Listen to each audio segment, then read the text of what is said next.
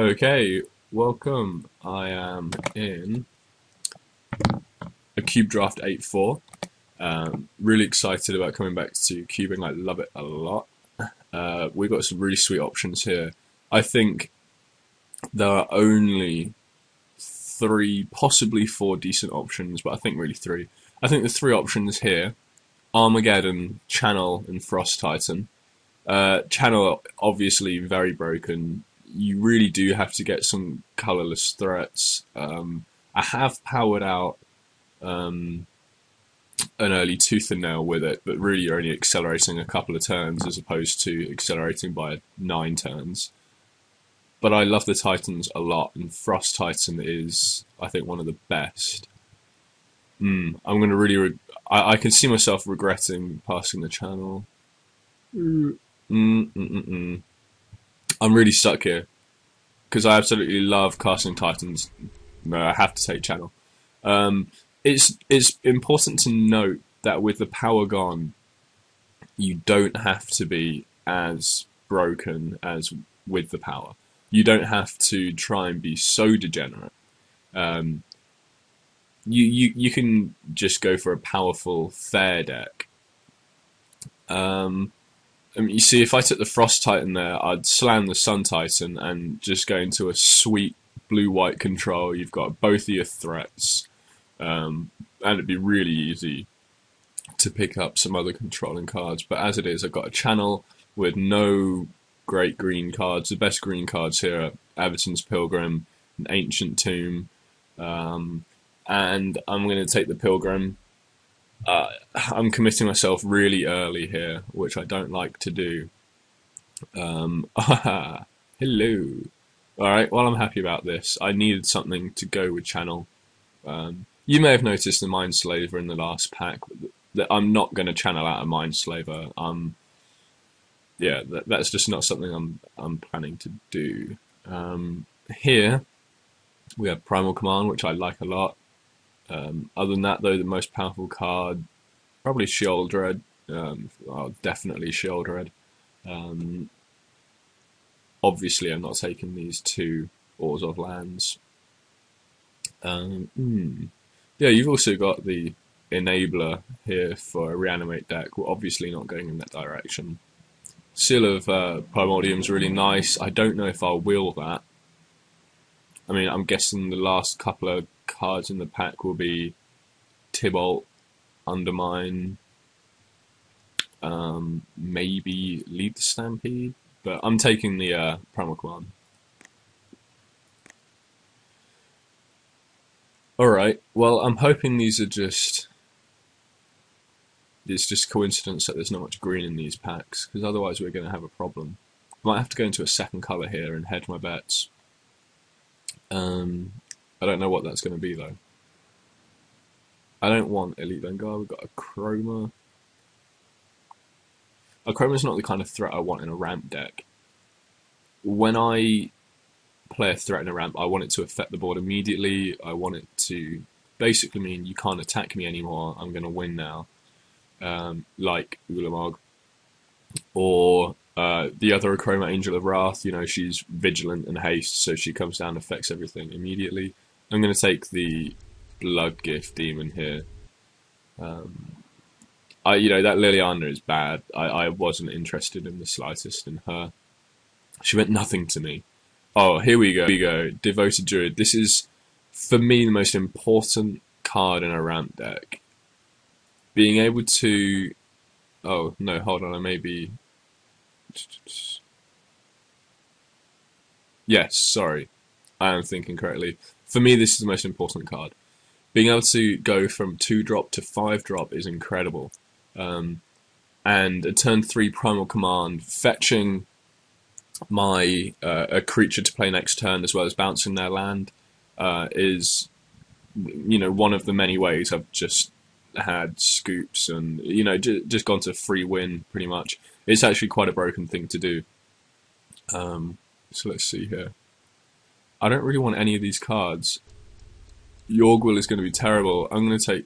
I don't know why I just picked this. I have no idea why I did that. I should have picked something else, but I didn't.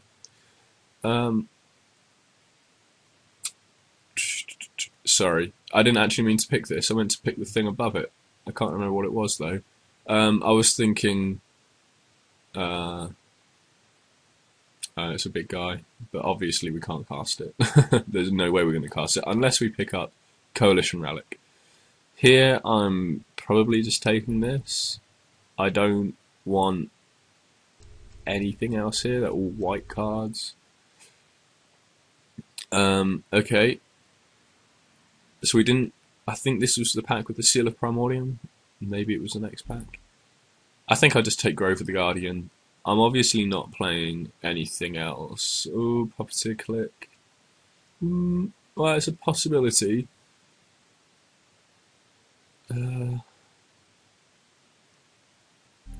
Why not? I'll take it. I might not play it, but then I might not play Grove of the Guardian either. Okay, well, this is an interesting one. Is Living Death. I'm not planning to play Living Death. No, I could actually take Mindslaver here. You can really, I imagine you could really mess your opponents up with this, but I mean, I'm gonna end up with enough playable spells anyway that I want some sweet lands to get me there. Buried Alive. Maybe I can have a side plan of Reanimate. I should have. I can't remember what was in the pack with Sheoldred. Maybe I could have taken it. Oh, okay. This is the pack with the Seal of Primordium. Right. I'm gonna take it. I really like it. I prefer main decking that than straight up Naturalize, because you never know when you're having to leave mana up in game 1 with Naturalize. Okay, what's this do? Okay, fine, we'll take it.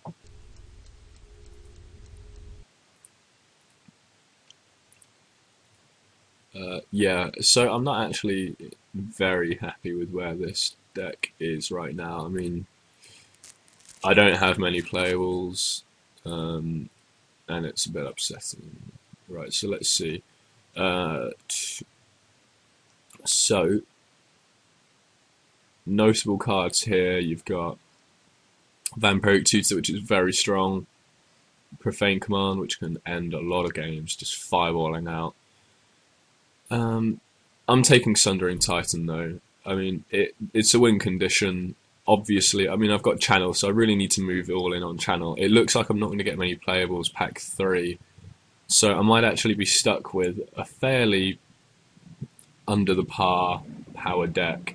So I need to go all in and get as many free wins when Channel is in my opening hand as possible.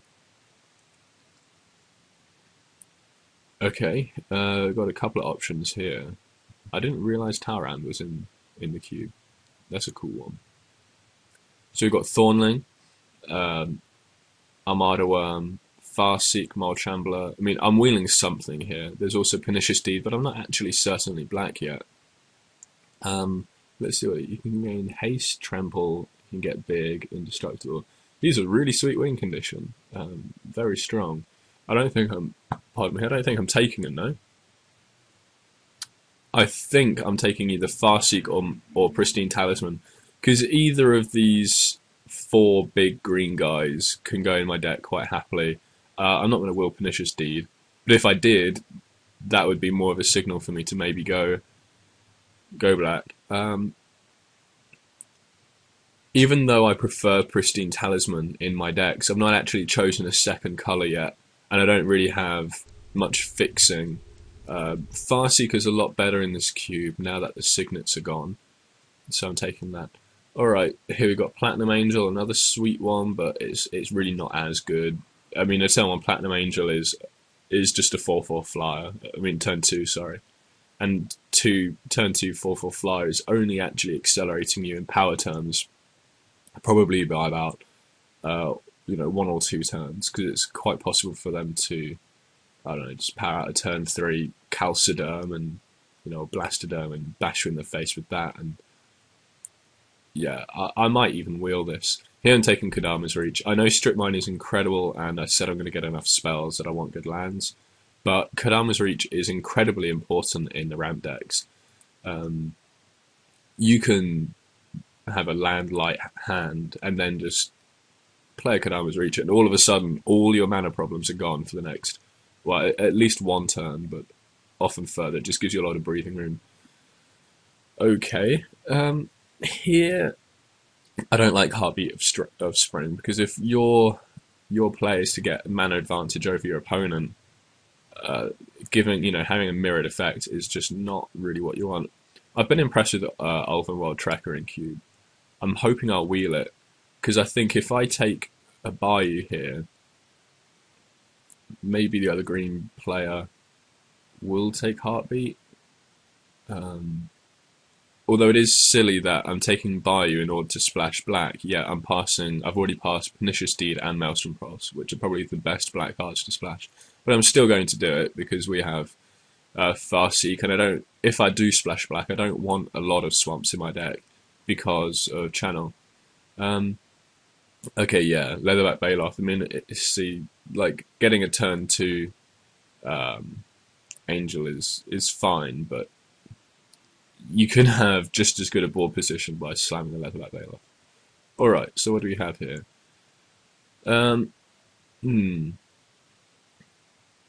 So I could kind of backdoor into blue, but I don't think blue-green ramp is nearly as good now as it was with the powered cube. I think I might actually take Ravenous Baboons. I mean, I'm not reanimating, and even though it's my only red card, I can see myself picking up more cards for a red splash than even, I mean, Puppeteer Click doesn't really count. Bloodgift Demon's my only black card right now. Alright, here we've got Beast Within, Prey Upon, Genesis. I like Genesis a lot, but I don't have Fauna Shaman. I don't have, what's the other one? Survival of the Fittest. There's a good argument for Go for the Throat, but I don't see why I should take Go for the Throat. Situational creature removal, which isn't in my primary colour, when there's a Beast Within here, which kills everything, obviously. Kills everything. So, alright.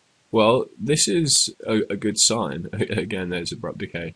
Again, not as good now that the power's gone, because you can't be blowing up signets. It's not what do you call it? Sinkhole. It was, you'd be able to just blow up signets or Moxen or anything, but not anymore. So for me, it's between Secure Tribe Elder and Lotus Cobra, but it's pretty sure. I mean, it's quite certainly Secure Tribe Elder here.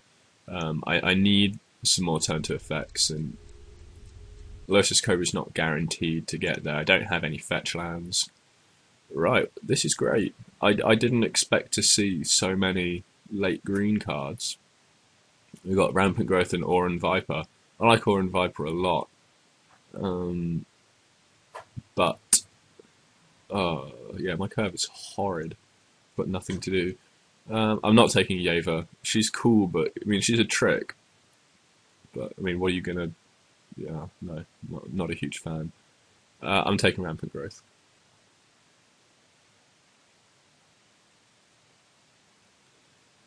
I don't want to play against this. I think this is almost as good as Sulfuric Vortex in the cube.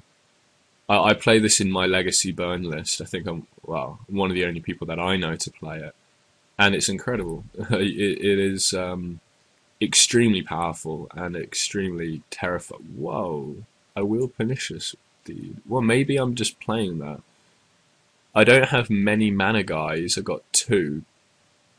So I guess I'm not going to be hurting myself too much. And with the artifacts gone, it's lost some power, but also it's less likely to kill yourself. But then there's Wickerbow Elder.